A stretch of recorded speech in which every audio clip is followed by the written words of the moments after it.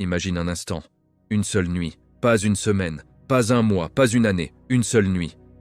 Et dans cette nuit, si tu la passes dans l'adoration sincère d'Allah, elle vaut plus que 1000 mois de ta vie, plus de 83 ans d'adoration continue. Plus que ce que la plupart des êtres humains peuvent accomplir en une vie entière d'efforts spirituels. Une seule nuit. Est-ce que tu réalises ce que cela signifie? Si tu as 20 ans aujourd'hui, cette nuit vaut plus que toute ta vie passée, multipliée par 4. Si tu en as 30, cette nuit contient plus de récompenses que tu n'en as peut-être accumulé depuis ta naissance. Si tu en as 50, cette nuit peut effacer et reconstruire en quelques heures ce que des décennies n'ont pas suffi à bâtir. C'est la promesse d'Allah, pas la promesse d'un homme, la promesse de celui qui ne revient jamais sur sa parole.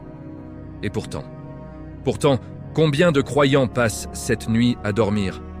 Combien la laissent glisser entre leurs mains sans même la reconnaître? Combien savent son nom, connaissent son existence, ont entendu parler de sa valeur, et pourtant la laissent en passer, année après année, comme si elle était ordinaire? Peut-être que tu es l'un d'eux. Peut-être que tu t'es retrouvé, certaines années, à regretter au matin de ne pas avoir veillé la nuit. À te dire, l'année prochaine, je ferai mieux. Et l'année prochaine est arrivée. Et peut-être que tu t'es encore dit la même chose. Ce soir, ou cette vidéo, quel que soit le moment où tu l'écoutes, est peut-être l'occasion de briser ce cycle. Parce que ce que nous allons explorer ensemble aujourd'hui n'est pas une liste de recommandations génériques sur Laylat al-Qadr. C'est un voyage complet. Un voyage qui va te donner les outils pour la reconnaître, la vivre et repartir de cette nuit transformée. Avant que nous commencions, je veux te soumettre quelque chose. 2 chemins s'offrent à toi en ce moment. Le premier chemin, tu restes avec nous jusqu'à la fin de cette vidéo. Tu traverses chaque chapitre, chaque enseignement, chaque lumière que nous allons explorer ensemble sur cette nuit extraordinaire. Et au bout de ce chemin, tu repartiras avec une connaissance et une préparation que tu n'avais pas avant de commencer. Prêt, Inch'Allah, à vivre Laylat al-Qadr comme elle mérite d'être vécue. Le second chemin, peut-être que tu n'as pas le temps ce soir. Peut-être que la vie t'appelle ailleurs, que les minutes sont comptées, que tu ne peux pas t'arrêter 1 heure maintenant. Si c'est le cas, et Allah connaît les contraintes de chacun, alors fais quelque chose de simple, mais dont la valeur est réelle devant Allah. Abonne-toi à cette chaîne, Sabil al-Mu'min, le chemin du croyant, avec l'intention sincère de revenir. Partage cette vidéo avec quelqu'un qui en a besoin. Laisse un commentaire, même un seul mot, même Ya Allah, comme trace de ta présence et de ton intention. Parce qu'Allah connaît les intentions des cœurs. Et celui qui participe à propager un rappel sur sa religion, même d'un partage, même d'un abonnement fait avec sincérité, Allah ne laisse pas cela sans récompense. Celui qui guide vers un bien reçoit une récompense équivalente à celle de celui qui le fait. C'est la promesse du prophète. Mais si tu peux rester, reste. Parce que ce que nous allons dire ce soir sur Laylat al-Qadr pourrait changer la façon dont tu vis les 10 dernières nuits de ce Ramadan. Et changer ces 10 nuits, c'est peut-être changer le reste de ta vie. Allah a consacré une sourate entière à cette nuit. Une sourate entière. 5 versets seulement, mais 5 versets qui contiennent un univers de sens que nous allons explorer ensemble. Il a dit, « Nous l'avons certes révélé lors de la nuit du destin, et qui te dira ce qu'est la nuit du destin? La nuit du destin est meilleure que 1000 mois. Et qui te dira ce qu'est la nuit du destin? » Cette question, Allah la pose lui-même. Comme pour dire, cette nuit dépasse ce que les mots peuvent décrire. Cette nuit dépasse ce que l'esprit humain peut pleinement saisir. Mais nous allons essayer, ensemble. Ce soir, installe-toi, prends le temps qu'il faut et ouvre ton cœur. Parce que Laylat al-Qadr n'est pas seulement une nuit dans le calendrier islamique. C'est la nuit où Allah offre à ses serviteurs quelque chose que l'éternité entière ne pourrait pas contenir. Et elle arrive, chaque année, elle arrive et elle passe. Et la question qui se pose à chacun d'entre nous est toujours la même. Cette année, vas-tu être là? Bismillah. Ir-Rahman, Ir-Rahim. Commençons. Chapitre 1. Pourquoi s'appelle-t-elle Laylat al-Qadr? Les significations profondes d'un nom choisi par Allah, il y a quelque chose que nous faisons souvent sans y prendre garde. Nous entendons un mot, nous le répétons, nous l'utilisons. Et progressivement, sans même nous en rendre compte, nous finissons par ne plus vraiment l'entendre. il devient familier, il devient automatique. Il perd cette capacité qu'il avait au début, quand nous l'avons entendu pour la première fois, de nous arrêter, de nous faire réfléchir, de nous toucher. Laylat al-Qadr, la nuit du destin, la nuit de la valeur, la nuit du décret. Combien de fois as-tu prononcé ce nom? Combien de fois l'as-tu entendu depuis ton enfance? Et combien de fois t'es-tu vraiment arrêté sur lui, sur chaque lettre, sur chaque dimension de son sens, pour comprendre ce qu'Allah a voulu dire en choisissant précisément ce nom pour cette nuit? Parce qu'Allah n'a pas choisi ce nom par hasard. Dans la langue du Coran, cette langue que Allah a choisie pour sa révélation finale, cette langue dont il dit lui-même qu'elle est Arabiyan Mubinan, un arabe clair et précis, chaque mot est choisi. Chaque racine porte un sens. Chaque nom révèle une réalité. Et le nom d'Al-Qadr, ce nom que Allah a donné à cette nuit, contient en lui plusieurs dimensions que les savants ont méditées pendant des siècles. Des dimensions qui, une fois comprises, changent profondément la façon dont tu vis cette nuit. Explorons-les ensemble. Première dimension. Al-Qadr comme noblesse et élévation. La première signification que les savants donnent au mot Qadr est celle de la noblesse, du rang élevé, de la valeur immense. Qadr, dans la langue arabe, désigne le rang, le statut, la grandeur de quelque chose ou de quelqu'un. Quand les Arabes disaient d'un homme qu'il avait du Qadr, ils voulaient dire qu'il avait une stature, une dignité, une valeur reconnue par tous. Et c'est précisément ce que cette nuit possède devant Allah. Laylat al-Qadr, la nuit de la noblesse. La nuit dont le rang auprès d'Allah est si élevé qu'aucune autre nuit de l'année ne peut lui être comparée. Mais voici ce qui est extraordinaire dans cette signification. Cette noblesse, ce cadre, ne s'applique pas seulement à la nuit elle-même. Elle s'applique aussi à toi, si tu la vis comme elle mérite d'être vécue. Les savants ont dit quelque chose de magnifique. Celui qui veille Laylat al-Qadr dans l'adoration sincère gagne lui-même du cadre devant Allah. Il s'élève. Son rang spirituel monte. Il n'est plus tout à fait le même au matin qu'il ne l'était au soir. La nuit de la noblesse élève ceux qui la vivent. Et qui parmi nous ne désire pas s'élever? Qui parmi nous ne souhaite pas que son rang devant Allah soit plus grand demain qu'il ne l'est aujourd'hui? Cette nuit est cette opportunité, offerte par Allah chaque année avec une générosité qui dépasse l'entendement. Deuxième dimension, Al-Qadr comme décret divin, là. Deuxième signification du mot Qadr est peut-être la plus connue, mais aussi la moins méditée dans toute sa profondeur. Al-Qadr signifie aussi le décret, la détermination divine, la mesure que Allah fixe pour les choses. Et dans cette nuit précise, parmi toutes les nuits de l'année, Allah décrète et fixe pour chaque être humain ce qui le concernera dans l'année à venir. Allah dit dans le Coran, « Fiha yufraku kullu amrin hakim » En elle est décidé toute affaire sage. Toute affaire sage, pas certaines affaires, pas les grandes affaires seulement, toute affaire. Ta santé pour l'année à venir, ta subsistance, les épreuves que tu traverseras, les joies qui t'attendent, les rencontres qui changeront ta vie, les moments de facilité et les moments de difficulté, les portes qui s'ouvriront et celles qui se fermeront. Tout cela, selon les savants, est décrété et confirmé lors de Laylat al-Qadr. Et maintenant, laisse cette réalité entrer vraiment dans ton cœur. Si ce qui se passe dans ta vie cette année est décidé lors de cette nuit, quelle meilleure chose pourrais-tu faire que d'être en adoration devant Allah précisément dans cette nuit? Parce que le croyant qui passe Laylat al-Qadr en invocation, en prière, en demande sincère à Allah, ce croyant est présent au moment même où son destin pour l'année se confirme. Et sa présence devant Allah en ce moment-là n'est pas sans effet. Allah entend, Allah voit, Allah répond. Et celui qui décrète est aussi celui à qui tu t'adresses. Et celui à qui tu t'adresses est Ar-Rahman, dont la miséricorde précède tout. Troisième dimension, Al-Qadr comme étroitesse et densité. Il y a une troisième signification du mot Qadr que beaucoup de gens ne connaissent qu'un pas. Et elle est d'une beauté visuelle et spirituelle saisissante. Qadr peut aussi signifier l'étroitesse, la densité, le resserrement. Et les savants qui ont choisi cette signification l'ont reliée à quelque chose que le Coran lui-même confirme. Allah dit dans Surat Al-Qadr, « Tanazzalul malaikatu war-ruhu fiha » Les anges et l'esprit y descendent. Et le prophète nous a dit dans un hadith authentique, « Les anges, durant cette nuit, sont plus nombreux sur terre que le nombre de cailloux. Plus nombreux que le nombre de cailloux sur cette terre. Visualise cela. Des millions, des milliards, des trillions d'anges qui descendent sur cette terre en une seule nuit. La terre elle-même se resserre sous leur présence immense. L'espace se densifie de leur lumière et de leur sainteté. Laylat al-Qadr, la nuit où la terre est si remplie d'anges qu'elle en devient étroite. Et dans cette nuit-là, il n'y a pas de place pour le shaitan. Pas de place pour les forces du mal, pas de place pour ce qui éloigne le croyant d'Allah.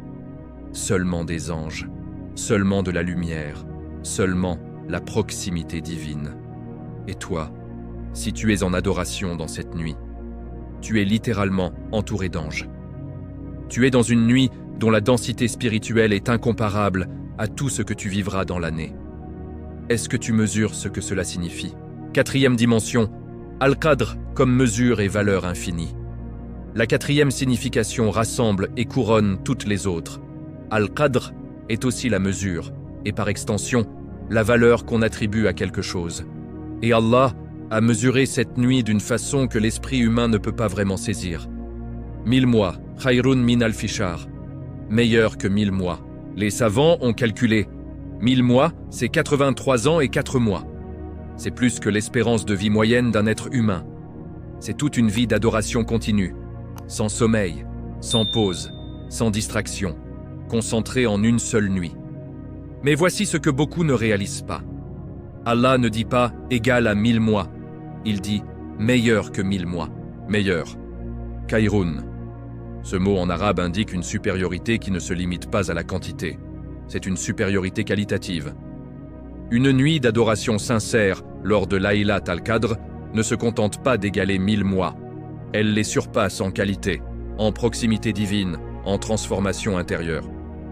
Et la mesure de cette nuit, ce cadre, est un cadeau qu'Allah a donné spécifiquement à cette communauté, la communauté du prophète Mohammed.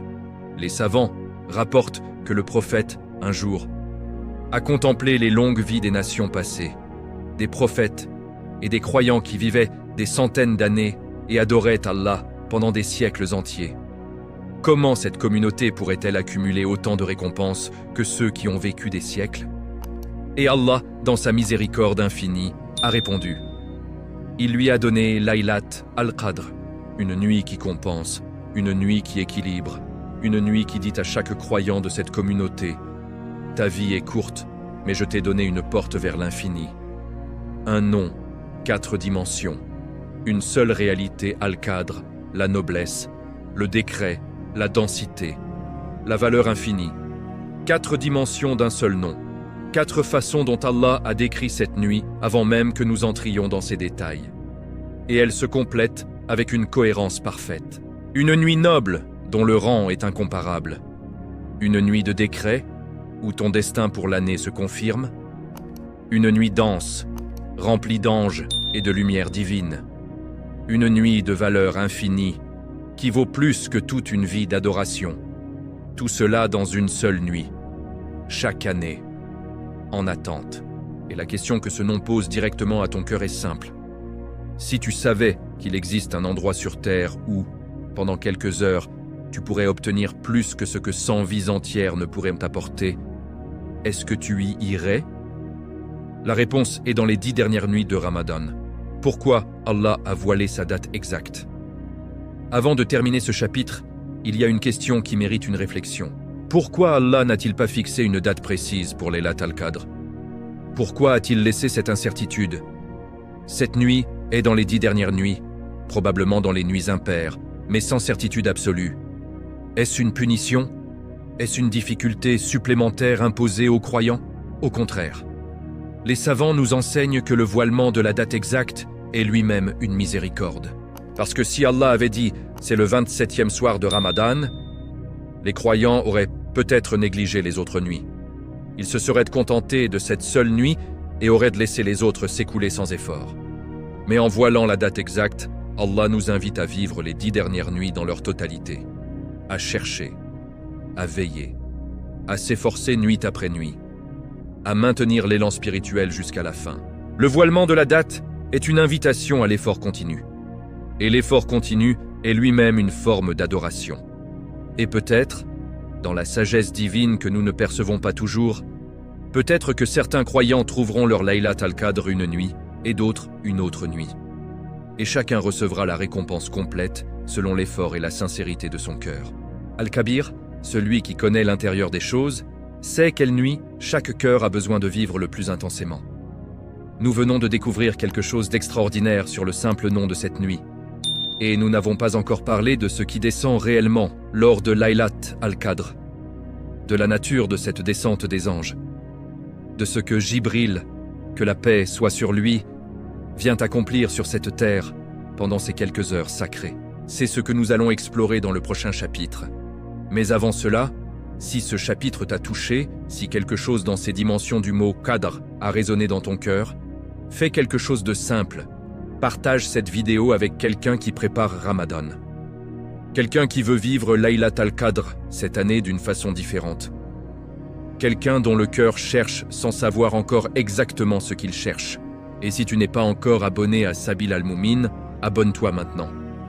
Pour que les prochains rappels sur cette nuit bénie et sur tant d'autres sujets spirituels continuent de trouver leur chemin jusqu'à toi. Parce que chercher la connaissance de sa religion, même à travers une vidéo, même à travers un abonnement fait avec sincérité, c'est déjà marcher sur le chemin du croyant. Et ce chemin mène vers Allah. Laylat al-Qadr, la nuit noble, la nuit du décret, la nuit dense, la nuit de valeur infinie. Un seul nom, un univers de sens. Et nous n'avons fait qu'ouvrir la première porte. Chapitre 2. Ce qui descend cette nuit-là. Les anges, Jibril et la présence divine sur la terre. Il y a des nuits ordinaires, des nuits où la terre tourne, où les étoiles brillent, où les humains dorment, rêvent, s'agitent, se réveillent. Des nuits qui ressemblent à toutes les autres, silencieuses, régulières, sans événements particuliers visibles. Et puis, il y a cette nuit. Une nuit où quelque chose se passe au-dessus de nos têtes, et autour de nous, et peut-être même en nous, que nos yeux ne voient pas, que nos oreilles n'entendent pas, mais que nos cœurs, s'ils sont ouverts, peuvent parfois ressentir. Une nuit où le ciel et la terre se rapprochent d'une façon unique, où la frontière entre le monde visible et le monde invisible devient plus mince qu'à n'importe quel autre moment de l'année. Laylat al-Qadr. Et ce qui se passe lors de cette nuit, ce que Allah nous en a dévoilé dans son Coran et à travers son prophète, est d'une beauté et d'une profondeur qui devrait faire battre le cœur de tout croyant différemment. Explorons-le ensemble.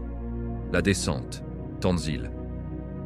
Allah dit dans Sourate Al-Qadr, « Tanazzalul malaikatu war-ruhu fiha bi'izni rabbihim min kulli amran » Les anges et l'esprit y descendent avec la permission de leur Seigneur pour tout ordre.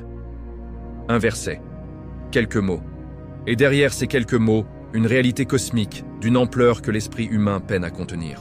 Tanazzalu, ils descendent. La forme verbale en arabe indique une descente progressive, continue, répétée. Pas une apparition soudaine, mais un mouvement, une vague après l'autre, une multitude après l'autre, d'anges qui descendent des cieux vers cette terre. Et Allah précise, avec la permission de leur Seigneur. Cela signifie que cette descente n'est pas spontanée. Elle n'est pas accidentelle. Elle est ordonnée, voulue, autorisée personnellement par Allah. Allah dit à ses anges, « Descendez », et ils descendent. Pour toi, pour moi, pour chaque croyant qui veille cette nuit sur cette terre. Jibril, Ar-Ruh.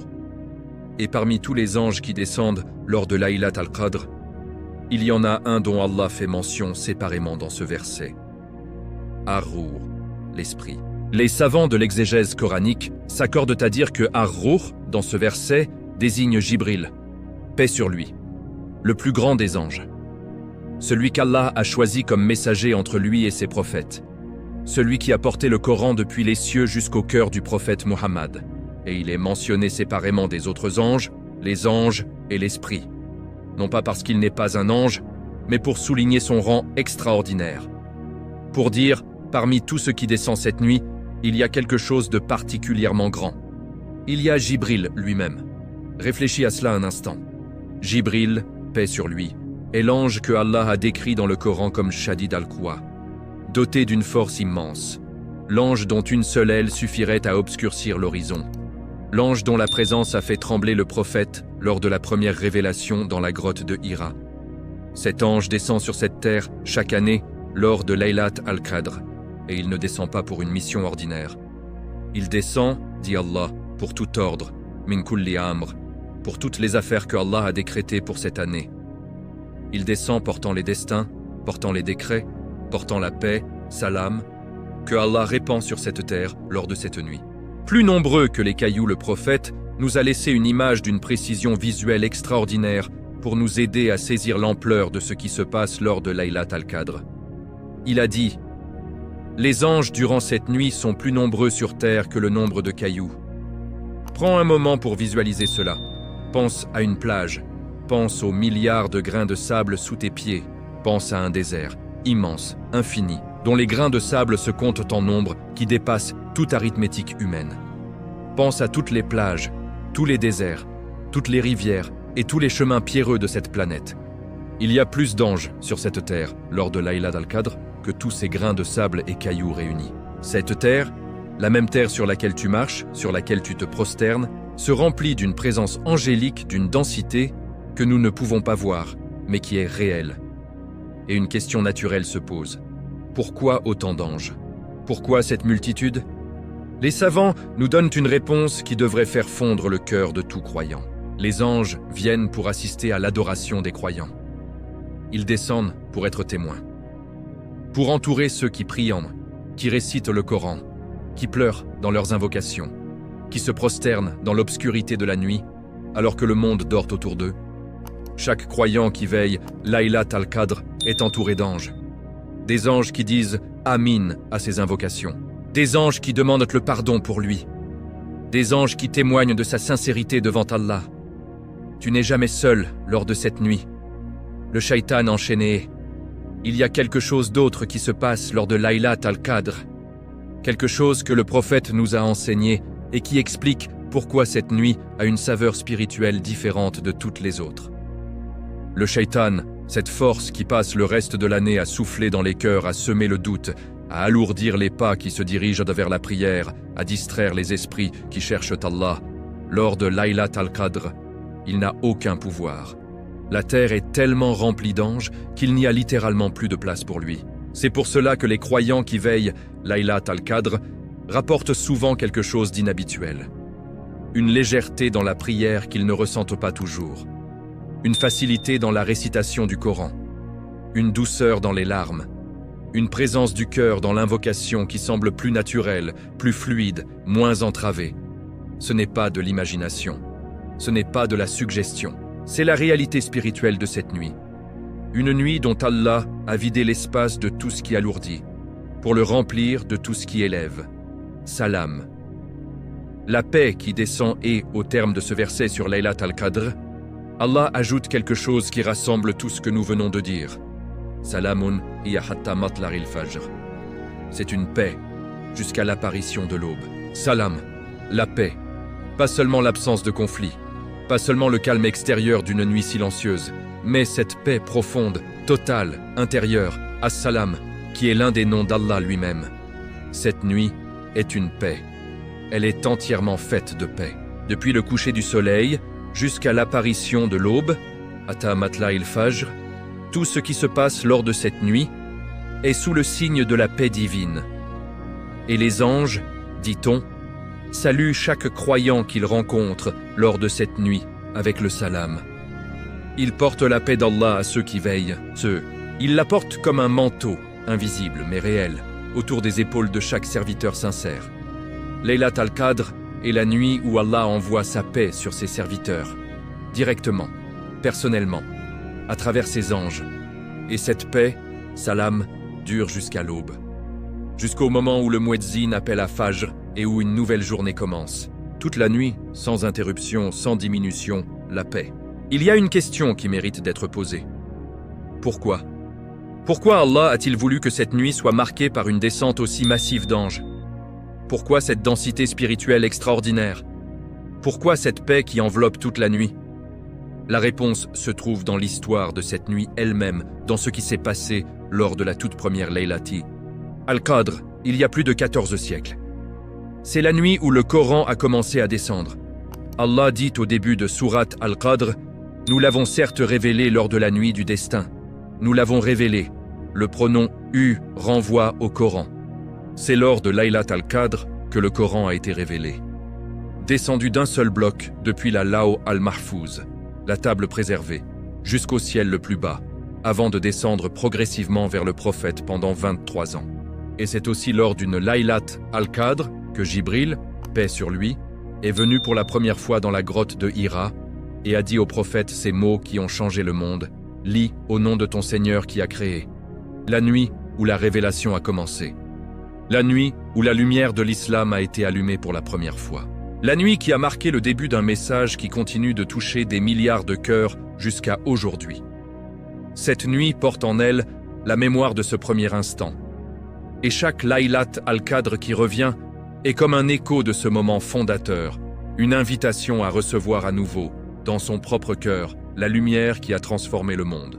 Tout ce que nous venons de dire, les anges, Jibril, la paix, la descente du Coran, tout cela n'est pas une histoire du passé lointain. C'est une réalité qui se répète, chaque année, lors des 10 dernières nuits de Ramadan.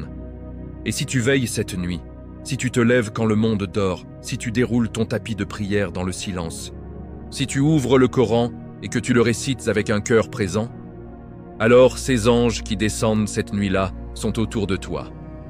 Jibril, paix sur lui, est sur cette même terre que toi. La paix d'Allah descend sur toi aussi. Tu n'es pas un spectateur de Laylat al-Qadr.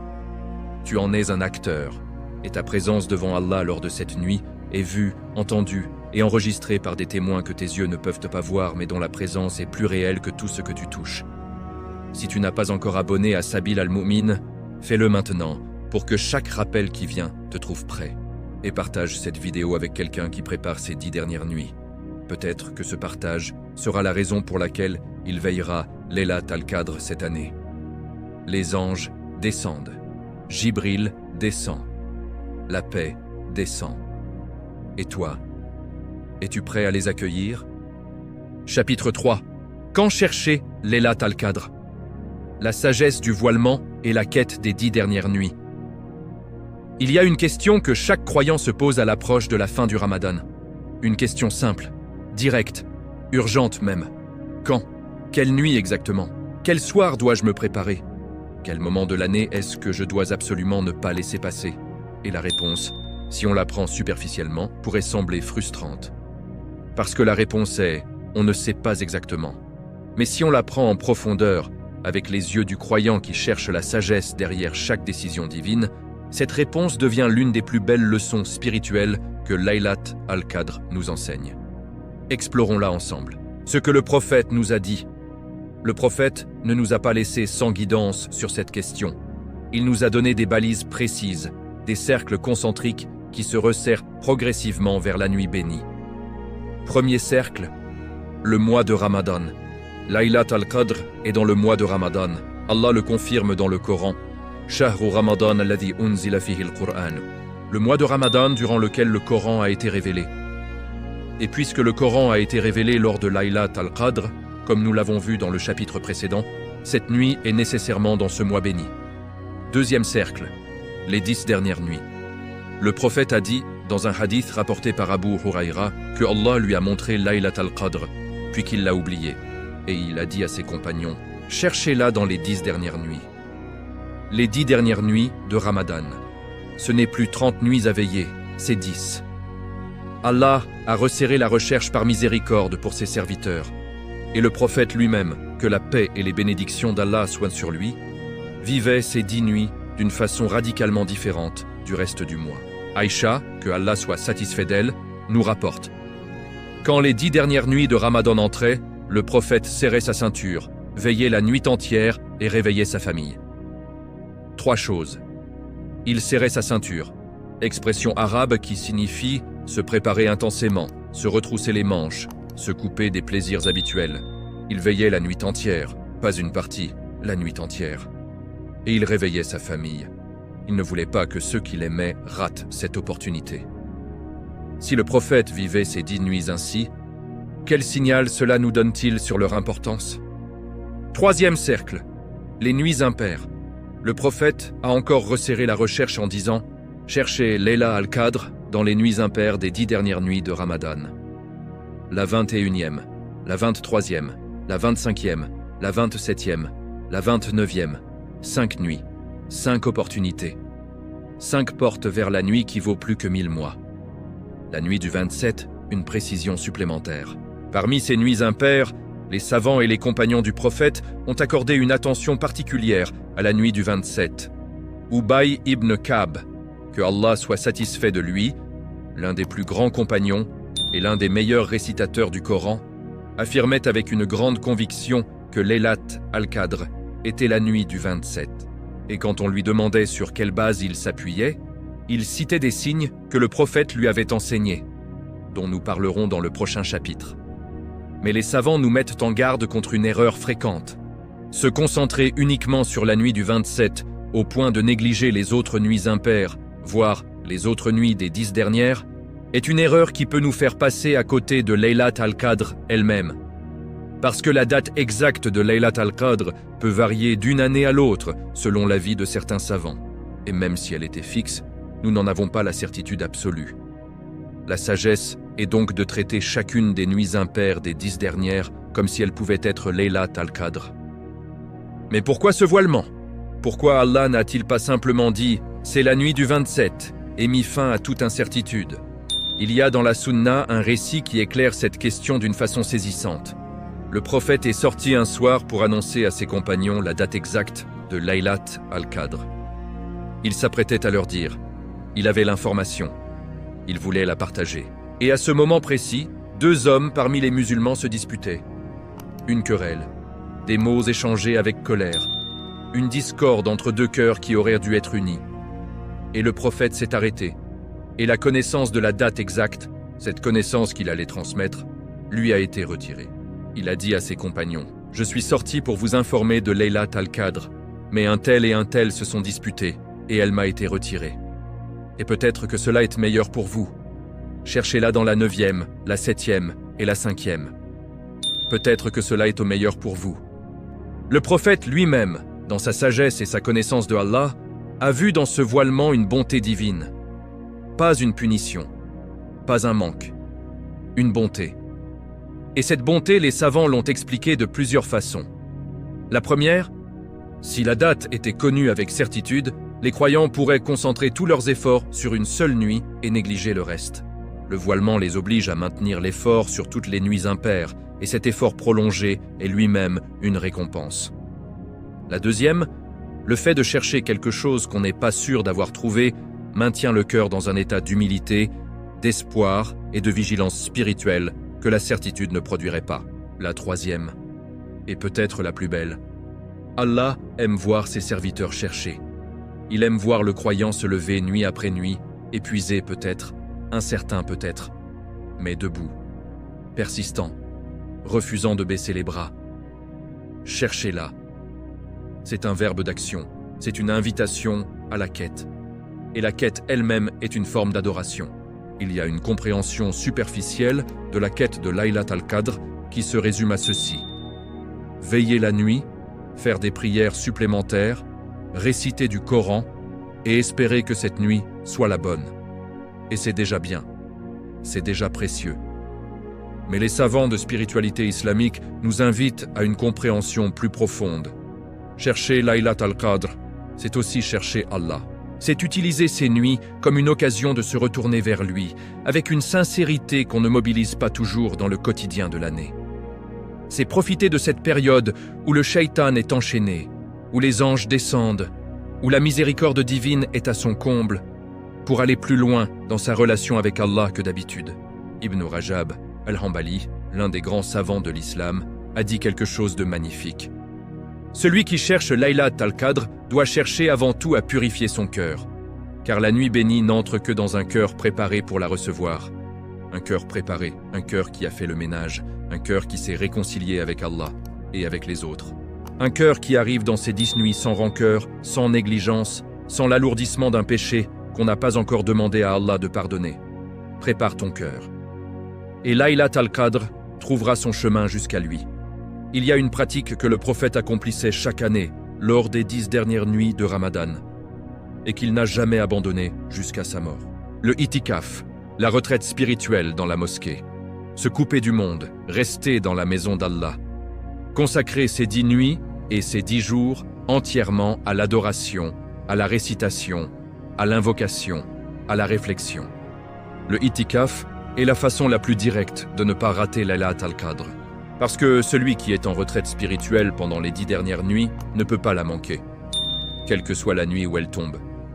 Et même si tout le monde ne peut pas pratiquer le itikaf complet, les obligations professionnelles, familiales, les contraintes de la vie moderne ne le permettent pas toujours, l'esprit du itikaf est accessible à tous. Se donner entièrement à ces 10 nuits, réduire les distractions, augmenter le temps passé dans la prière et la récitation, traiter chaque nuit comme si c'était la dernière chance. C'est l'esprit du itikaf. Et cet esprit, tu peux le porter avec toi-même, sans être physiquement dans une mosquée. Si cette vidéo t'accompagne dans ta préparation pour les 10 dernières nuits, partage-la avec ta famille, tes amis, ta communauté. Peut-être que quelqu'un dans ton entourage ne sait pas encore comment chercher Laylat al-Qadr. Peut-être que ces mots seront pour lui le déclic. Et abonne-toi à Sabil al-Moumin pour continuer ce chemin ensemble. Parce que les prochains chapitres vont te donner les outils concrets pour vivre ces nuits d'une façon qui transforme. La nuit est voilée, mais la porte est ouverte. Cherche, et tu trouveras. 3e signe, l'absence d'étoiles filantes. Dans le hadith que nous avons cité plus haut, le prophète mentionne un autre signe. Pas d'étoiles filantes ne sont envoyées durant cette nuit. Les étoiles filantes, shihab en arabe, sont dans le Coran décrites comme des projectiles lancés contre les shayatines qui tentent d'écouter les nouvelles du ciel. Elles sont le signe d'une activité de protection des portes célestes contre les forces mauvaises. Mais lors de Laylat al-Qadr, cette nuit où les shayatines sont complètement neutralisées par la présence massive des anges, il n'y a pas besoin d'étoiles filantes. Le ciel est calme, serein, sans ces éclairs de lumière qui traversent habituellement l'obscurité. Un ciel de Laylat al-Qadr est un ciel en paix. 4e signe, l'état du cœur. Et voici un signe que les livres de hadith mentionnent moins souvent que les autres, mais que les savants de spiritualité islamique considèrent comme l'un des plus importants. L'état intérieur du croyant lui-même. Les grands savants qui ont vécu et cherché Laylat al-Qadr décrivent souvent une expérience particulière lors de cette nuit. Une présence du cœur dans la prière qui n'est pas habituelle. Une douceur dans les larmes, une facilité dans la récitation du Coran, une légèreté dans la prosternation, une certitude douce et inexplicable que quelque chose de différent se passe. Ce n'est pas systématique. Tout le monde ne la ressent pas de la même façon.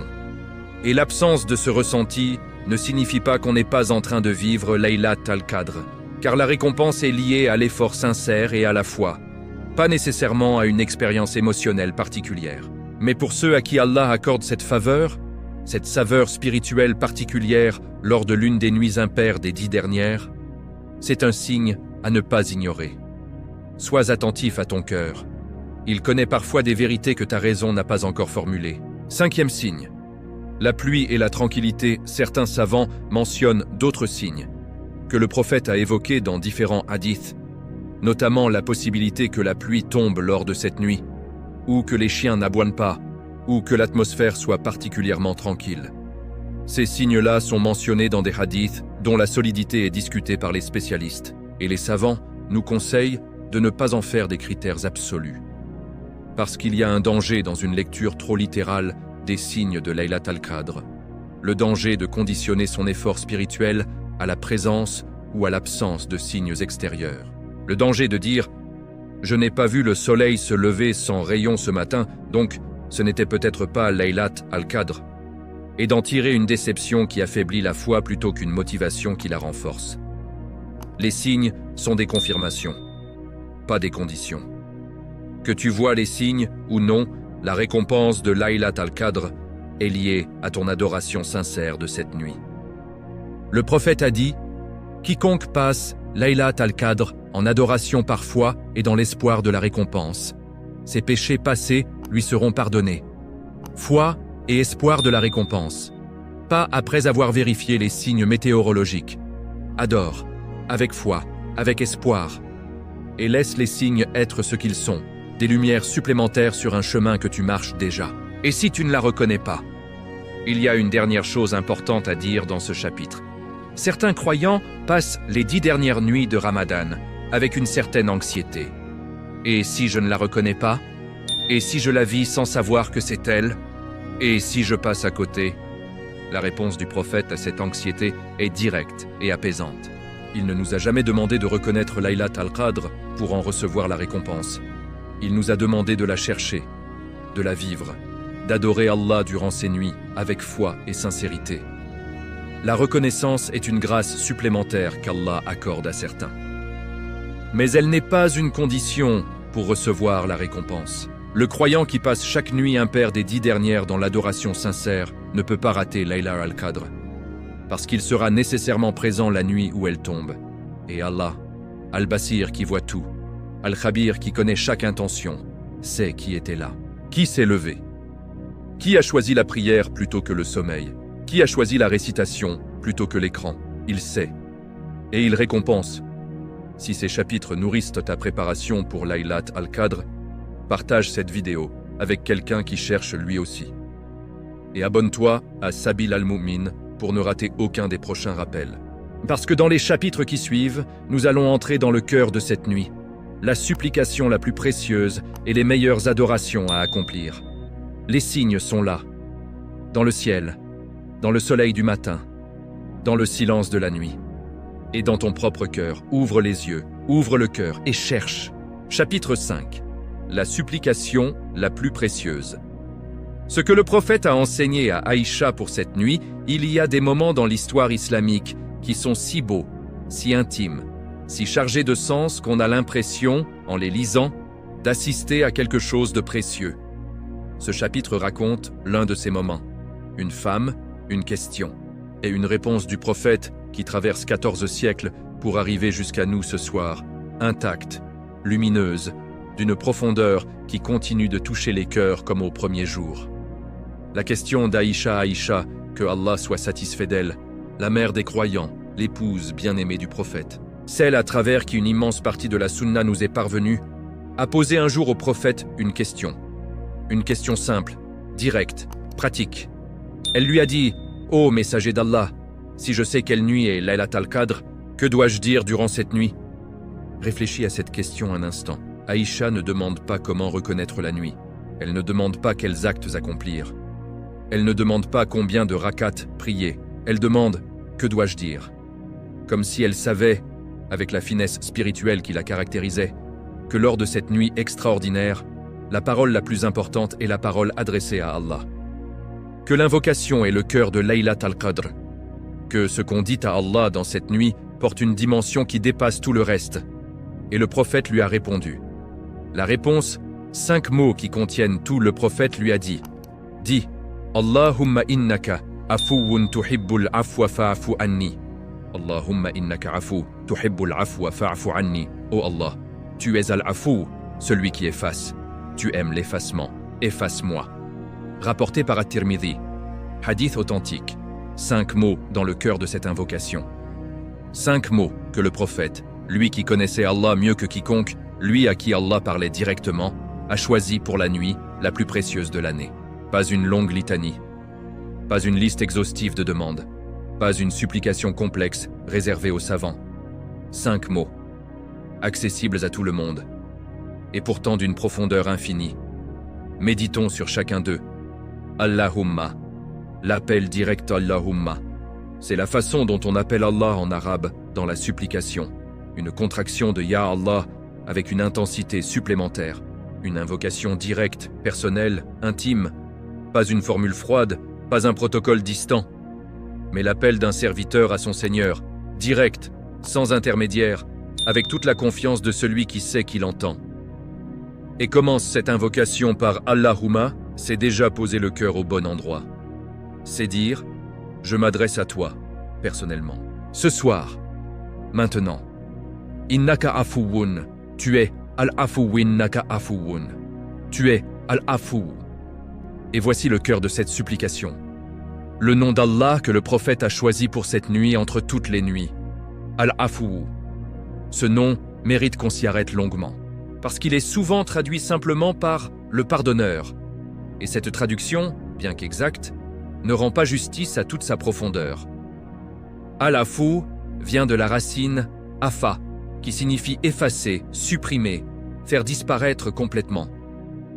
Comme le vent qui efface les traces sur le sable, comme la pluie qui lave une surface jusqu'à ce qu'il ne reste plus aucune tache. Et les savants font une distinction magnifique entre deux noms d'Allah qui semblent proches, mais qui sont en réalité différents. Al-Ghafour, le pardonneur, pardonne le péché. Il le couvre, il le voile, il ne le punit pas. Mais la trace du péché reste dans le registre. Al-Afu, celui qui efface, va plus loin. Il supprime le péché entièrement. Il l'efface du registre. Il fait comme s'il n'avait jamais existé, la différence entre couvrir et effacer. Quand Al-Ghafour pardonne, le péché est pardonné, mais sa trace reste, couverte, voilée, mais présente. Quand Al-Afu efface, le péché disparaît, complètement, comme s'il n'avait jamais eu lieu. Et c'est ce nom que le prophète a choisi pour la nuit où Allah accorde son pardon le plus complet. Tuhibbul afwa, tu aimes l'effacement, tuhibbul afwa, tu aimes l'effacement. Et voici peut-être la dimension la plus bouleversante de cette invocation. Allah aime effacer. Pas seulement il pardonne quand on lui demande, pas seulement il accepte le repentir avec patience, mais il aime l'acte d'effacer les péchés de ses serviteurs. Ce n'est pas une concession, ce n'est pas une tolérance à contre-cœur. C'est quelque chose qu'Allah désire, qu'il aime, accomplir pour ses serviteurs repentants. Et quand tu sais que Allah aime effacer, quand cette réalité entre vraiment dans ton cœur, elle change complètement ta façon d'aller vers lui avec tes péchés. Tu n'arrives plus comme quelqu'un qui présente une dette embarrassante à un créancier impatient. Tu arrives comme quelqu'un qui offre à un ami généreux l'occasion de faire quelque chose qu'il aime faire. Allah aime effacer. Donne-lui cette occasion. Demande-lui d'effacer. Fafu anni, efface-moi fafu anni. Efface-moi. La demande finale. Directe, courte, totale. Anni, de moi. Pas seulement de mes actes, pas seulement de mes paroles, de moi, de tout ce que je suis, de tout ce que j'ai fait, de tout ce que j'ai dit, de tout ce que j'ai pensé. Une demande d'effacement total, une ardoise vierge, un nouveau départ. Et remarque la beauté de la construction de cette invocation. Elle ne commence pas par la demande, elle commence par la connaissance de qui est Allah. Tu es Al-Afu. Elle établit d'abord la réalité divine. Elle ancre le cœur dans la certitude de l'attribut avant de formuler la demande. Comme si le prophète nous enseignait, avant de demander, sache à qui tu demandes. Et cette connaissance transformera ta demande. Puis elle confirme l'amour d'Allah pour cet attribut. Tu aimes l'effacement. Elle rappelle au cœur que cette demande ne va pas à l'encontre de la volonté divine. Elle va dans son sens. Elle rejoint quelque chose qu'Allah désire accomplir.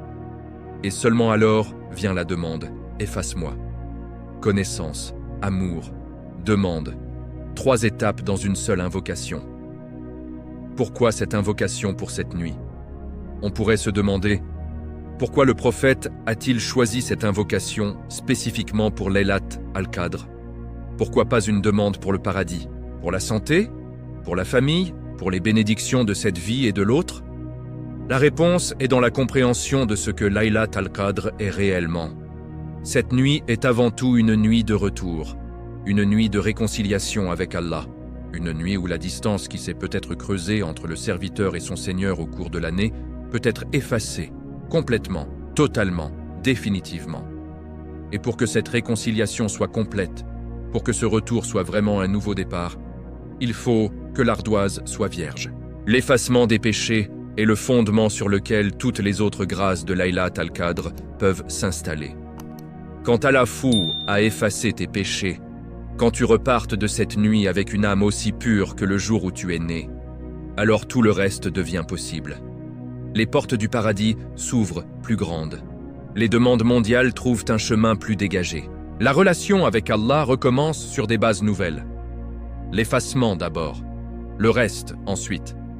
C'est la sagesse du prophète dans le choix de cette invocation. Comment la vivre? Pas une récitation mécanique. Il y a quelque chose d'important à dire sur la façon dont cette invocation doit être récitée. Ce n'est pas une formule magique. Ce n'est pas un code qu'on entre dans un système pour obtenir une récompense automatique. C'est une conversation avec Allah. Et comme toute conversation sincère, elle a besoin de présence, de cœur, d'intention. Quand tu dis « Allahumma », sans ce que tu appelles Allah, que tu t'adresses à quelqu'un qui t'entend en ce moment même. Quand tu dis « Innaka afuwun », laisse cette réalité entrer dans ton cœur.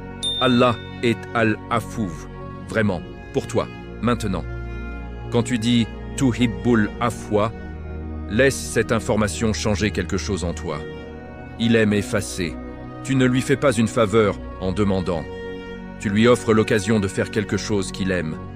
Et quand tu dis « Fafouani », dis-le comme quelqu'un qui en a vraiment besoin. Avec la conscience de ce qu'il porte. Avec la confiance de quelqu'un qui sait à qui il s'adresse. Dis cette invocation lentement.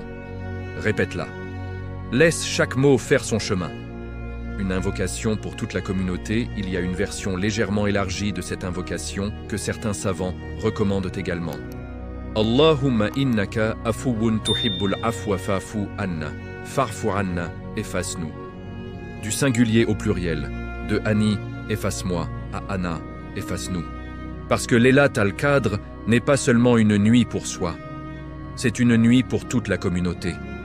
Et le croyant dont le cœur est grand, dont l'amour dépasse les frontières de son propre intérêt, inclut ses frères et ses sœurs dans sa demande, ses parents, ses enfants, ses amis, ses voisins, les musulmans qu'il connaît et ceux qu'il ne connaît pas, les vivants et les morts.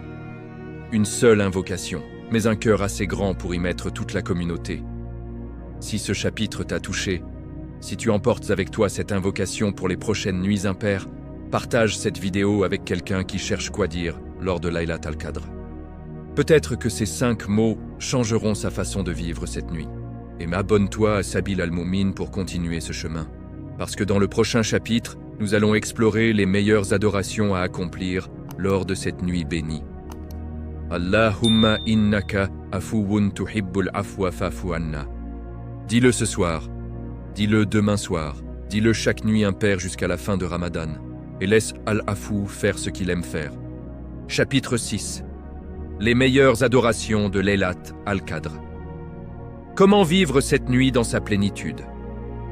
Nous sommes maintenant au cœur du voyage. Nous savons ce qu'est Laylat al-Qadr. Nous savons ce qui descend lors de cette nuit. Nous savons quand la chercher. Nous connaissons ses signes. Nous portons maintenant dans notre cœur la plus précieuse des invocations. Il reste une question, la plus concrète de toutes. Que faire quand la nuit tombe et que tu te retrouves debout, décidé à ne pas laisser passer cette opportunité? Qu'est-ce que tu fais de ces heures précieuses? Comment les remplir? Comment t'assurer que chaque minute de cette nuit est investie de la façon la plus bénéfique possible? C'est à cette question que ce chapitre répond.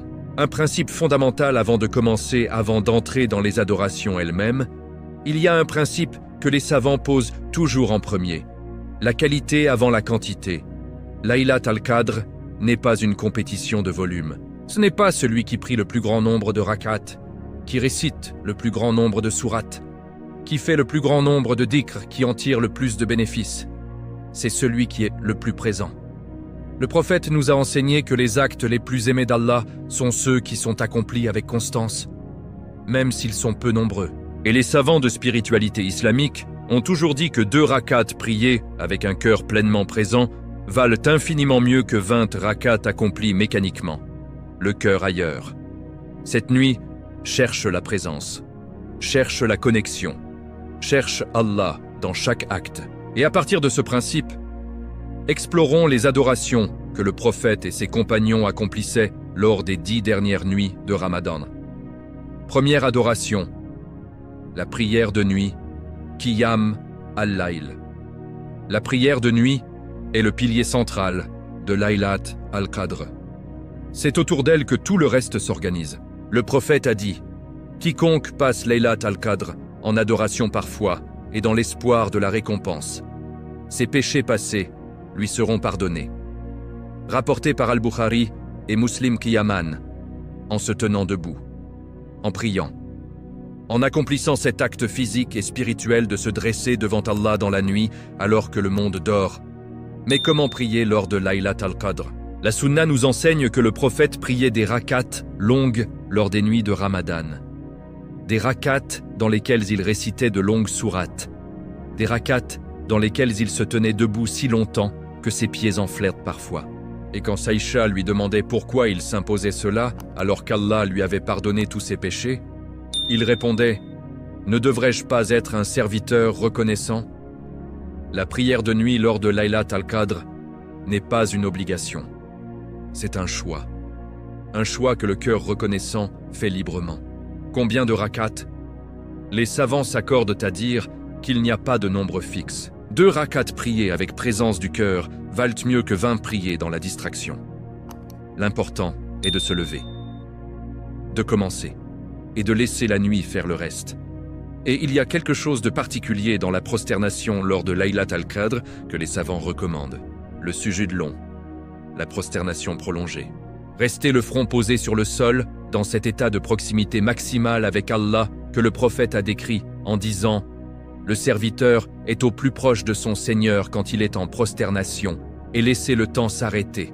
Pas de calcul, pas de minuterie, juste toi, le sol et Allah. » Et dans cette prosternation, dire la supplication d'Aïcha que nous avons méditée dans le chapitre précédent. La répéter, la laisser résonner.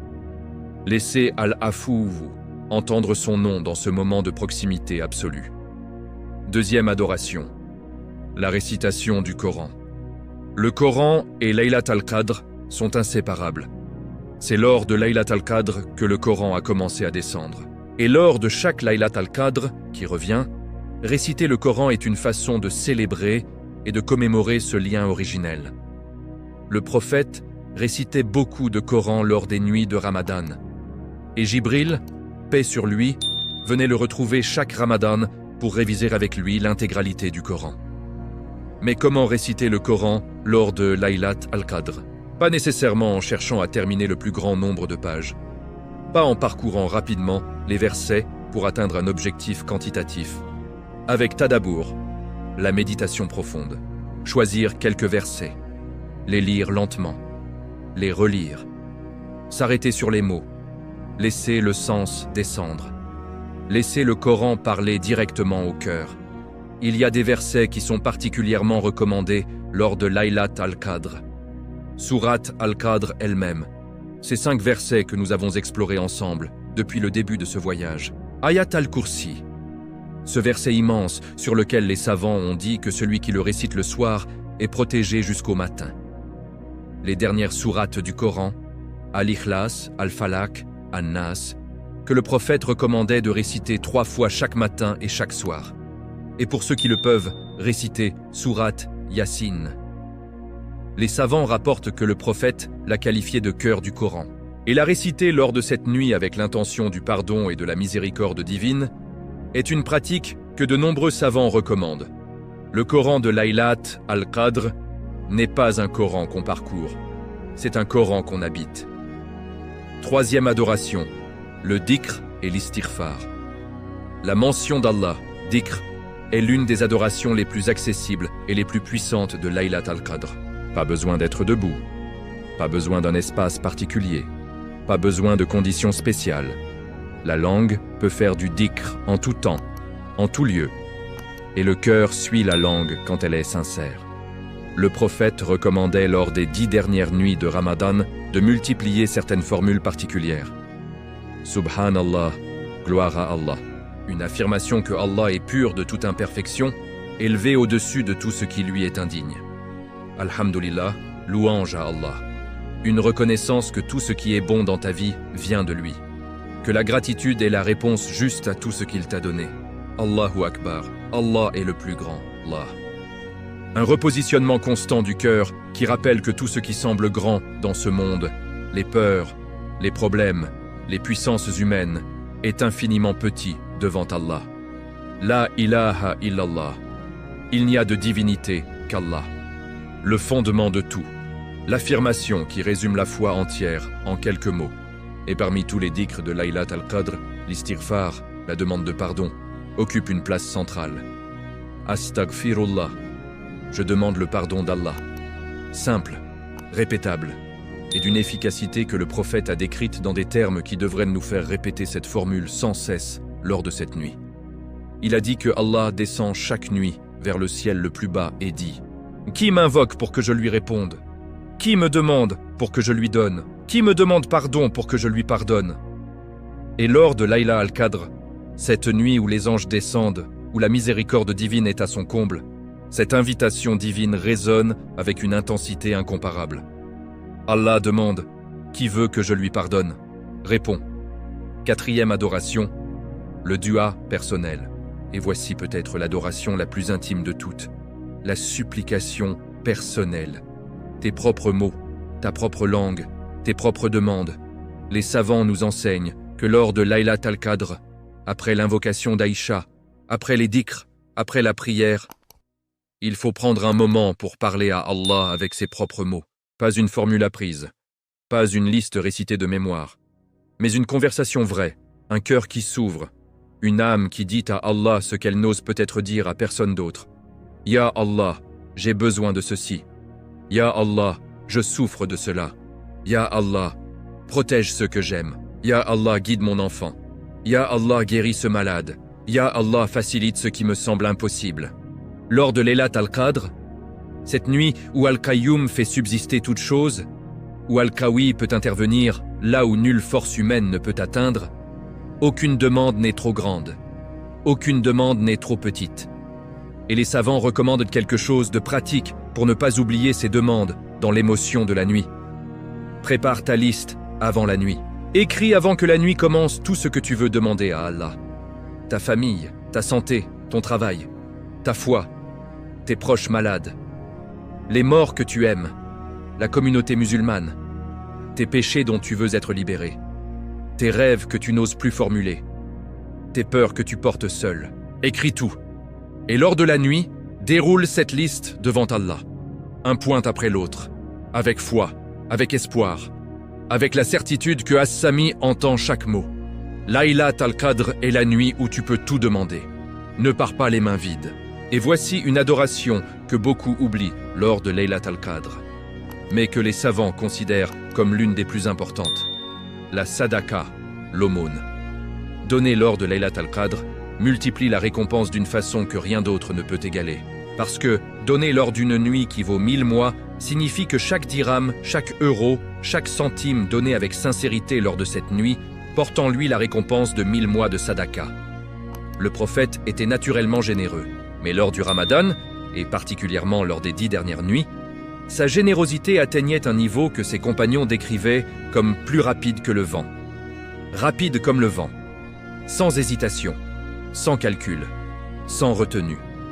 Et lors de Laylat al-Qadr spécifiquement, donner est une façon de participer à la grâce de cette nuit avec quelque chose de concret et de tangible. C'est transformer ces heures bénies en actes qui ont un impact réel dans la vie de quelqu'un. Donne à une famille dans le besoin, soutient un orphelin, contribue à la construction d'une mosquée, finance l'éducation d'un enfant. Chaque acte de générosité lors de Laylat al-Qadr est une semence plantée dans la nuit la plus fertile de l'année. Les savants recommandent une organisation simple mais efficace pour vivre Laylat al-Qadr dans sa plénitude sans s'épuiser dès le début. Commence par une prière de nuit longue et présente, 2 rakats, 4 rakats selon ta capacité, en récitant des versets du Coran que tu connais bien et qui touchent ton cœur. Puis prends un moment pour le dhikr et l'istighfar, assis en comptant sur tes doigts ou sur un chapelet, en laissant les formules s'installer dans le cœur. Puis ouvre le Coran et lis avec tadabour, pas pour la quantité mais pour la profondeur. Puis fais ton dua personnel, avec ta liste, avec tes mots, avec ton cœur. Et entre chaque moment, reviens à la supplication d'Aïcha. Allahumma innaka afuwun tuhibbul afwa fafouani. Comme un fil conducteur qui traverse toute la nuit, comme un retour constant vers l'essentiel. Et si tu t'endors, ne te décourage pas. Réveille-toi, recommence. Chaque heure de cette nuit vécue dans l'adoration est une victoire. Si ces enseignements t'aident à préparer Laylat al-Qadr, partage cette vidéo avec quelqu'un qui cherche comment vivre cette nuit. Et abonne-toi à Sabil al-Mu'min pour continuer ce chemin spirituel ensemble. Parce que dans le prochain chapitre, nous allons voir comment se préparer en amont pour ne pas rater cette nuit bénie. La nuit est devant toi. La prière t'attend. Le Coran t'attend. Le dhikr t'attend. Allah t'attend. Lève-toi. Chapitre 7. Comment se préparer pour ne pas la rater? Corps, cœur et esprit. La préparation complète, nous voici au dernier chapitre de ce voyage. Et je veux commencer par quelque chose d'honnête. Tout ce que nous avons exploré ensemble, la signification du nom, la descente des anges, la quête des nuits impaires, les signes, la supplication d'Aïcha, les adorations, tout cela peut rester au niveau de la belle information. Du contenu précieux qu'on écoute, qu'on apprécie et qu'on oublie progressivement quand la vie reprend ses droits. Et ce serait une perte immense. Parce que Laylat al-Qadr ne se vit pas dans une vidéo. Elle se vit dans la nuit, dans le silence, dans la prière, dans les larmes, dans les heures où le monde dort et où toi tu choisis de rester éveillé pour Allah. La question qui se pose maintenant est donc celle-ci. Comment passer de l'écoute à la pratique? Comment faire en sorte que cette année, Laylat al-Qadr ne soit pas une nuit comme les autres? Ce chapitre est la réponse concrète à cette question. La préparation commence avant les 10 dernières nuits. La première erreur que beaucoup de croyants font est d'attendre le 20e soir de Ramadan pour commencer à se préparer à Laylat al-Qadr. Ils arrivent aux 10 dernières nuits épuisés. Le corps fatigué par un Ramadan mal géré. Le cœur alourdi par des semaines de distraction. L'énergie spirituelle à son plus bas niveau. Et ils essaient de se lever la nuit. Mais le corps ne répond plus. Le cœur est absent. Et la nuit passe sans que quelque chose de réel se soit passé. La préparation à Laylat al-Qadr commence dès le début du Ramadan. Chaque prière accomplie à l'heure est une préparation. Chaque page de Coran récitée avec présence est une préparation. Chaque iftar commencé avec gratitude est une préparation. Chaque nuit de Tarawih vécue sincèrement est une préparation. Le Ramadan entier est une école. Et Laylat al-Qadr est l'examen final de cette école. Celui qui a étudié pendant tout le mois arrive à l'examen prêt. Celui qui n'a rien fait pendant le mois arrive épuisé et dépassé. Chaque jour de Ramadan est une brique. Et les 10 dernières nuits sont l'édifice que ces briques construisent. La préparation du corps Allah a créé l'être humain avec un corps. Et ce corps a ses besoins, ses limites, ses rythmes. Ignorer ces réalités lors des 10 dernières nuits est une erreur qui coûte cher. Le sommeil. Les savants recommandent de faire la sieste après Dour lors des 10 dernières nuits de Ramadan. Pas par paresse, mais pour préparer le corps à veiller la nuit. Le prophète lui-même faisait la sieste. Et cette pratique simple peut transformer ta capacité à rester éveillé et présent lors des nuits bénies. La nourriture. L'iftar des 10 dernières nuits n'est pas le moment de se surcharger.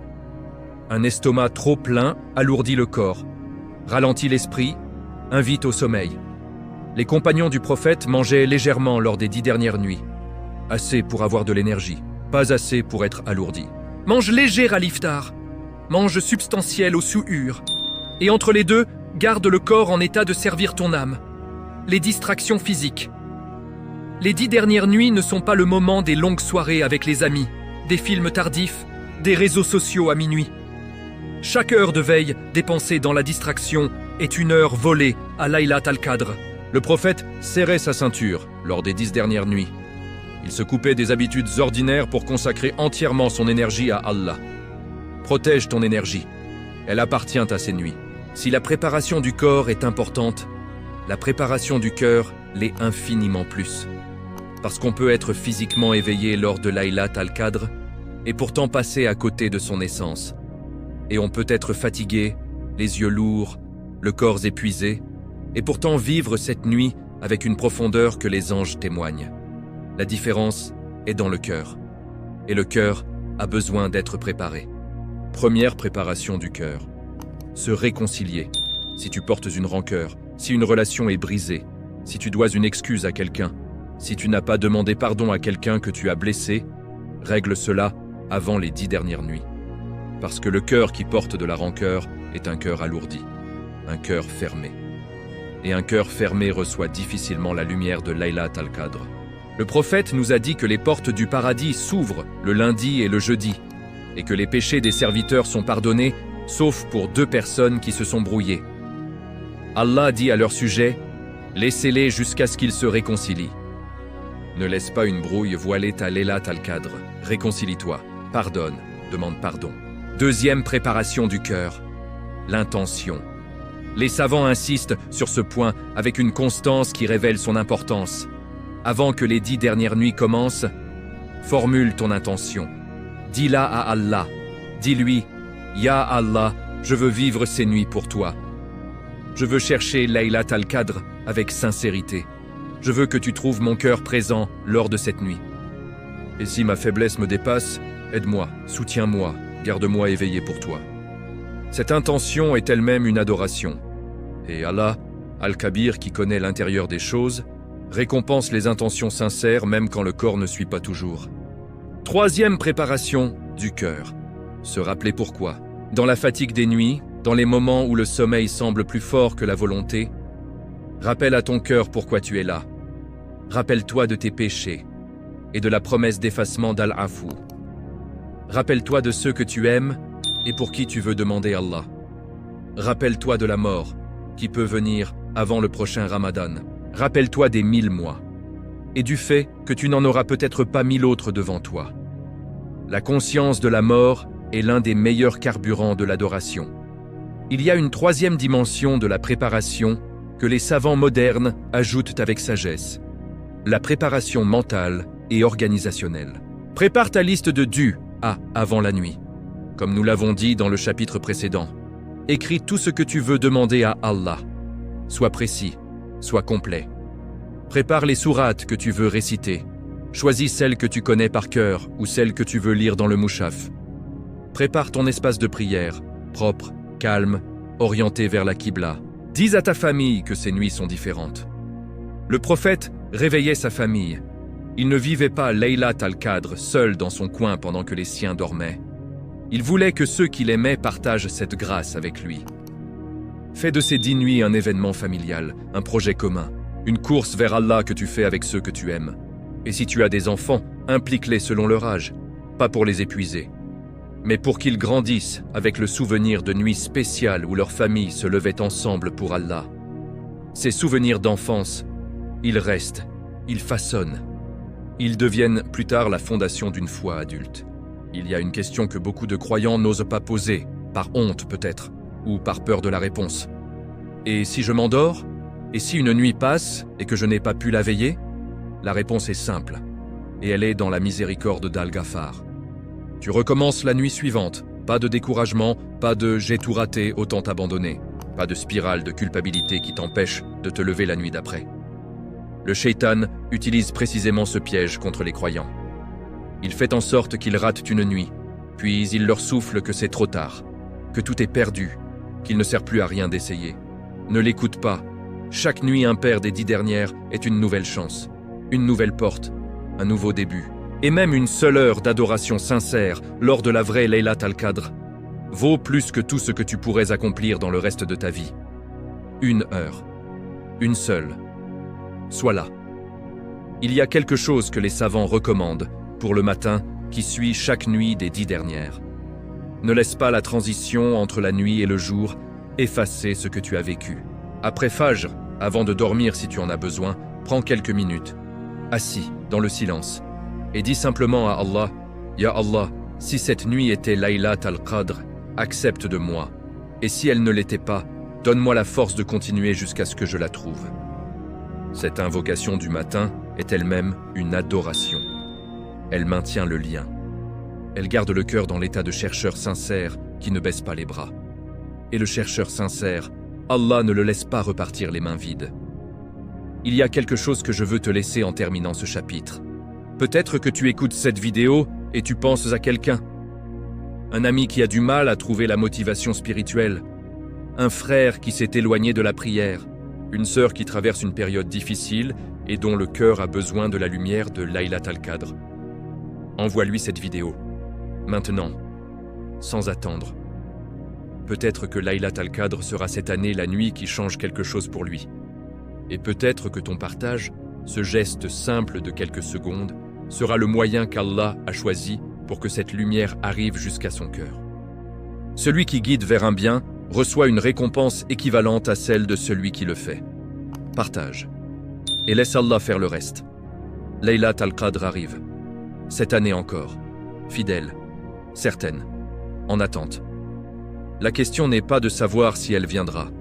La question est de savoir si tu seras là. La nuit t'attend, qu'est-ce que tu vas faire? Nous voici à la fin de ce voyage. Et pourtant, quelque chose me dit que pour toi ce n'est pas une fin, c'est un commencement. Parce que tout ce que nous avons exploré ensemble ce soir n'est pas fait pour rester dans tes oreilles. C'est fait pour descendre dans ton cœur. Pour changer quelque chose dans la façon dont tu vas vivre les prochaines nuits de Ramadan. Pour faire de Laylat al-Qadr cette année, non plus une nuit qu'on laisse passer, mais une nuit qu'on choisit de vivre. Ce que tu portes maintenant, tu sais maintenant pourquoi cette nuit s'appelle Laylat al-Qadr, et les 4 dimensions de noblesse, de décret, de densité et de valeur infinie que ce nom contient. Tu sais ce qui descend lors de cette nuit. Les anges, Jibril, la paix, et pourquoi la terre de cette nuit est différente de toutes les autres terres de l'année.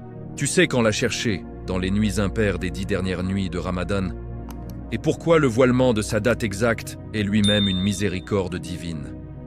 Tu connais ces signes, la nuit douce, le soleil sans rayon du matin, le ciel serein. Et tu sais que ces signes sont des confirmations, pas des conditions. Tu portes dans ton cœur la supplication la plus précieuse. Allahumma innaka afuwun tuhibbul afwa fa'fu anni. Et tu sais maintenant pourquoi le prophète a choisi précisément ces mots pour cette nuit entre toutes. Tu sais comment remplir ces heures bénies, la prière, le Coran, le dhikr, le doigt personnel, la sadaka, avec présence et sincérité. Et tu sais comment te préparer, corps, cœur et esprit, pour arriver à ces nuits avec toutes les ressources dont tu as besoin. Tout cela, tu l'emportes avec toi. Mais il reste une chose, la connaissance seule ne suffit pas. Le prophète ne nous a pas demandé de savoir ce qu'est Laylat al-Qadr. Il nous a demandé de la chercher, de la vivre, de se lever quand le sommeil invite à rester couché, de rester devant Allah quand le monde dort, autour de soi. Et il y a une réalité que je veux poser devant toi avant que tu fermes cette vidéo. Cette nuit vient. Chaque année. Sans faute. Sans exception. Elle ne t'attend pas dans une mosquée lointaine. Elle ne t'attend pas après que tu aies atteint un certain niveau de piété. Elle ne t'attend pas après que tu aies réglé tous tes péchés et que tu sois devenu quelqu'un de parfait. Elle t'attend là où tu es, avec ce que tu es, maintenant. Al-Afouv n'attend pas que tu sois sans péché pour effacer tes péchés. Al-Ghaffar n'attend pas que tu sois parfait pour te pardonner. Al-Karim n'attend pas que tu mérites pour te donner. Viens tel que tu es. Et laisse Laylat al-Qadr faire ce qu'elle est faite pour faire. Une image pour la route. Imagine quelqu'un qui a marché longtemps dans le désert. Longtemps. Seul. Sous un soleil qui écrase. Avec une soif qui grandit à chaque pas. Un fardeau sur les épaules qu'il n'arrive plus à déposer. Et au bout du chemin, une source, fraîche, abondante, inépuisable. Là depuis toujours. Là pour lui. Tout ce qu'il a à faire, c'est s'agenouiller et boire. Laylat al-Qadr est cette source.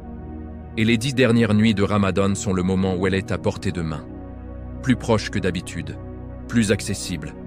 Offerte avec une générosité qui ne demande qu'une chose, que tu t'approches. Ne reste pas debout à regarder la source de loin.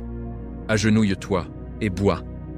Ce que tu vas faire maintenant, avant de partir, avant que cette vidéo se ferme et que la vie reprenne, je veux te demander de faire 3 choses. La première, descends dans les commentaires et écris une seule chose. L'adoration que tu t'engages à faire lors des prochaines nuits impaires. Ou simplement, Allahumma innaka afuwun tuhibbul afwa fa'fu anni. Laisse cette trace, ce témoignage, cette intention publique qui renforcera ton intention privée. La deuxième, partage cette vidéo, maintenant, avec une personne, avec ta famille, avec ta communauté. Parce que chaque personne qui regarde ce rappel est une âme de plus qui va chercher Laylat al-Qadr cette année. Et tu auras une part de cette récompense. La troisième, abonne-toi à Sabil al-Moumin si ce n'est pas encore fait. Pas pour soutenir un chiffre, mais parce que ce chemin, le chemin du croyant, ne s'arrête pas à une vidéo. Il continue. Et les prochains rappels qui arrivent sur cette chaîne pourraient être exactement ce dont ton cœur aura besoin la semaine prochaine, dans un mois, dans un an. Le chemin continue. Et il est plus beau quand on le marche ensemble. Une dernière prière, permets-moi de terminer avec une invocation. Pas une invocation récitée, une invocation sincère.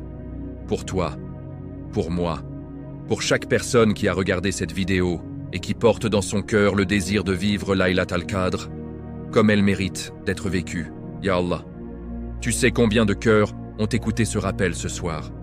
Tu sais lesquels ont été touchés. Tu sais lesquels portent une souffrance qu'ils n'ont dit à personne. Tu sais lesquels cherchent un nouveau départ. Tu sais lesquels ont besoin de ton effacement pour pouvoir respirer à nouveau. Ya Allah, fais-nous parvenir à Laylat al-Qadr. Donne-nous la force de nous lever lors de ces nuits bénies. Garde nos cœurs présents. Accepte nos adorations imparfaites. Et efface-nous de nos péchés, de nos fautes, de tout ce qui nous éloigne de toi. Allahumma innaka afouun tuhibbul afwa fa'fu anna. Oh Allah, tu es al-afou. Tu aimes effacer. Efface-nous. Amin. Laylat al-Qadr arrive. Elle arrive pour toi. Elle arrive pour moi. Elle arrive pour chaque serviteur sincère qui lève les mains dans la nuit et dit simplement Ya Allah wa sallallahu ala nabiyyina Muhammad wa ala alihi wa sahbihi ajma'in. Wa akhiru da'wana anil hamdulillahi rabbil alamin.